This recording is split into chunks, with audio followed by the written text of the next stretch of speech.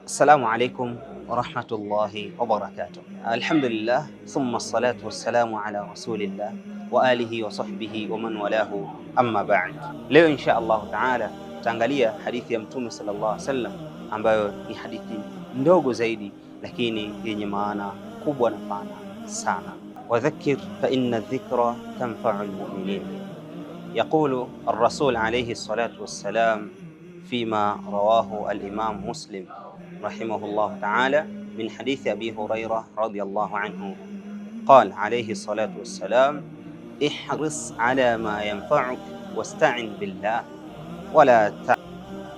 Mtume sallallahu alayhi wasallam anatukumbusha, anatupa mwongozo, anatupa maelekezo na nasaha, anasema ihris ala ma yanfa'uk, upia katika yale ambayo yana manufaa na wewe, wasta'in billah, lakini mtegemee Allah subhanahu wa ta'ala. Hapa kuna mambo makuu matatu tunajifunza.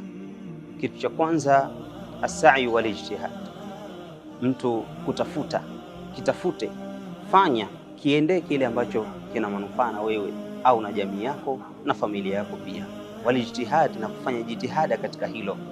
Lakini jambo la pili ambalo tunajifunza katika hadithi hii, Mtume sallallahu alaihi wasallam aliposema wasta'in billah, tunajifunza at-tawakkul ala Allah, kumtegemea Allah subhanahu wa ta'ala katika kile ambacho unataka kukifanya.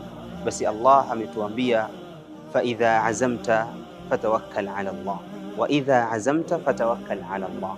Unapoazimia kufanya jambo, umenuia, umetia nia kufanya jambo, basi tawakkal, mtegemee Allah subhanahu wa ta'ala.